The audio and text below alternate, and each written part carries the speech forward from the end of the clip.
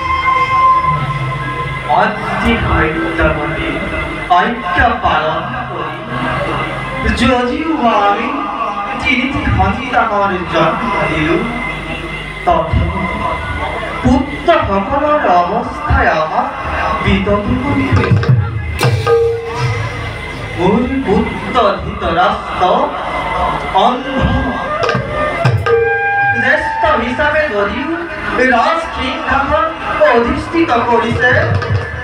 তথাপি ৰজাৰ দায়িত্ব পালন কৰিব পৰা নাই। দ্বিতীয় পুত্ৰ পান সিও ব্যাধিযুক্ত বিদুৰক তাকিৰি পুত্ৰ বুলি হাঁহে জগতে মোৰ আৰু পুত্ৰ লাভৰ নহ'ল কাহানি। এই বৃত্তিত্ব লাভ কৰা হলে আজি এনে নহলহেঁতেন আৰু ময়ো পৃথিৱীৰ বোজা হৈ জীয়াই থাকিব নালাগিল।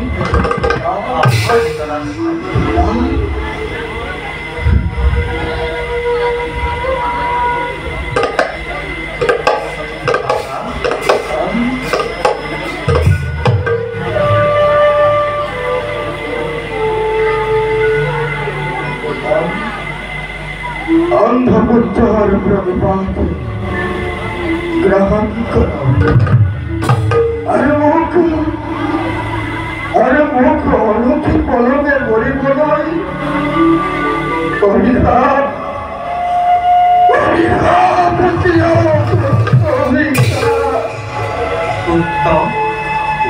मैं तुम्हार मनर अवस्था नघना किन्तु दैवर इच्छार बिरुद्धे काम करार शक्ति आमार कोन जेतिया करिब नोवारि ना पिता मैं आरो जीयाई थाकिम कि करिम জীয়াই থকাটো এটা ধৰ্ম তুমি সেই ধৰ্ম পালন কৰিব লাগিব মৃত্যু তুমি বা আমি বিচাৰি যাব নালাগে যেতিয়া সময় হ'ব মৃত্যুৰ হাতৰ পৰা কোনো চলি যাব নোৱাৰে বিদুৰ এতিয়াও অহা নাই কিয় বিদুৰ তপস্যাৰ বাবে অৰণ্য হৈ গৈছে তপস্যা কৰি পৰম শক্তি লাভ কৰা তাৰ ইচ্ছা মই তাকে বাধা দিয়া নাই পিতা মই তাকে বাধা দিয়া নাই বৰ আনন্দৰ কথা যি কাম মোৰ দ্বাৰা সম্ভৱ নহয় সেই কাম বিদুৰৰ দ্বাৰাই সম্পন্ন বৰ আনন্দৰ কথা কৰুণা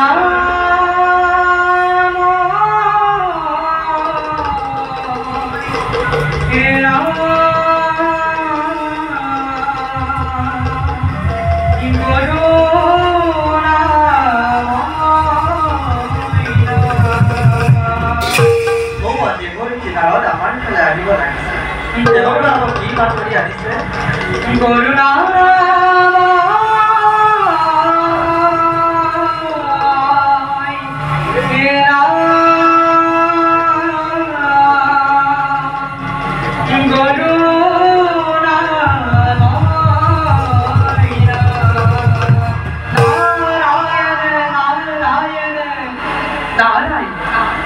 পিতাৰ পুত্ৰৰ লগ লাগি কিহৰ আলোচনা কৰা হৈছে দেৱৰ্ষী দুখৰ সময়ত আপোনজনক লগ পালে সঁচাকৈ বৰ মনত অস্বস্তি হয়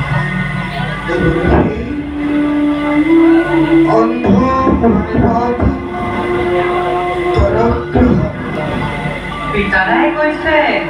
দুখৰ দিন তুমি অন্ধ বুলি দুখ কৰিছা কথা কি কম দেৱৰ্ষী আমাৰ মনৰ মোৰ পুত্ৰ ধৃতৰাষ্ট্ৰ দৃষ্টিহীন পিতা জ্যেষ্ঠ হিচাপে যদিও গুৰু বংশৰ ৰাজসিংহাসন অধিষ্ঠিত কৰিছে তথাপিও দিগ্বিজয় কৰিব নোৱাৰাৰ বাবে মনত একেবাৰে শান্তি তেওঁৰ অশান্তিৰ কাৰণে মোৰ অশান্তিৰ কাৰণ তপস্যালৈ গৈ এতিয়ালৈকে ঘূৰি অহা নাই বাৰু দেৱৰ্ষী ধৃতৰাষ্ট্ৰই বাৰু দৃষ্টিশক্তি লাভ কৰিবৰ পৰা কোনো আশা নাই সাধাৰণতে অন্ধজনে দৃষ্টিশক্তি লাভ কৰাৰ কোনো উপায় নাই তথাপিও যদি পূজা কৰি নাৰায়ণক সন্তুষ্ট কৰিব পাৰি তেনেহ'লে দৃষ্টিশক্তি লাভ কৰিব পাৰি এই যদি হয় দেৱৰ্ষী নাৰায়ণক সন্তুষ্ট মই নিজে কৰিম কেৱল মোৰ পুত্ৰ তপস্যাস্থলীলৈ গৈ আমাক পৰম অনুগ্ৰহ কৰক সেই কাম আমি আনন্দ মনেৰে সম্পাদন কৰিব লাগিব মহাৰাজ ধৃতৰাষ্ট্ৰই যদি দৃষ্টিশক্তি লাভ কৰে জগতৰে মহা উপকাৰ হ'ব এতিয়া বলা যাত্ৰাৰ আৰম্ভ কৰোঁ